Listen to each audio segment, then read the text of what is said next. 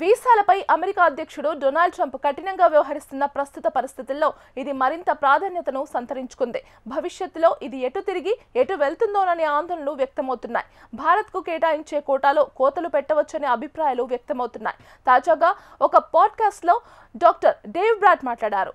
Steve బ్యానన్ నిర్వహించిన war room podcast ఇది. భారత్లో H1B వ్యవస్థ ఇండస్ట్రియల్ స్కేల్ మోసాలకు గురైందని విమర్శించారు.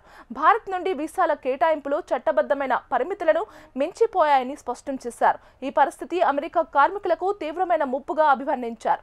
అయితే మొత్తం దేశాలకు కేటాయించే H1B వీసాల్లో 71% భారత్ నుంచే వస్తున్నాయని డేవ్ బ్రాట్ చెప్పారు. చైనా నుండి 12% మాత్రమేనని గుర్తు చేశారు. భారత్లో ఈ కార్యక్రమంలో ఏదో జరుగుతోందనేది ఇక్కడ స్పష్టమవుతుందని వ్యాఖ్యానించారు. H1B వీసాలకు 85,000 పరిమితి ఉండగా చెన్నై జిల్లాకు 2,20,000 వీసాలు లభించాయని, ఇది కాంగ్రెస్ విధించిన పరిమితికి 2.5 రెట్లు అధికమని చెప్పారు. అసలు మోసం ఇక్కడే జరుగుతోందన్నారు. అయితే ఈ పరిణామాలన్నీ కూడా అమెరికా ఉద్యోగులకు ముప్పుగా అభివర్ణించారు డేవ్ బ్రాట్.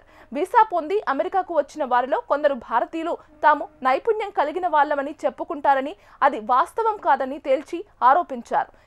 ఇలా వచ్చిన వాళ్ళు అమెరికన్ల ఉద్యోగులు ఈఎంఐలతో పాటు చివరికి ఇళ్లను కూడా లాగేసుకుంటున్నారని బ్రాట్ ధ్వజమెత్తారు. ఈ పరిస్థితులకు ముగింపు పలకాల్సిన అవసరం ఉందని అన్నారు.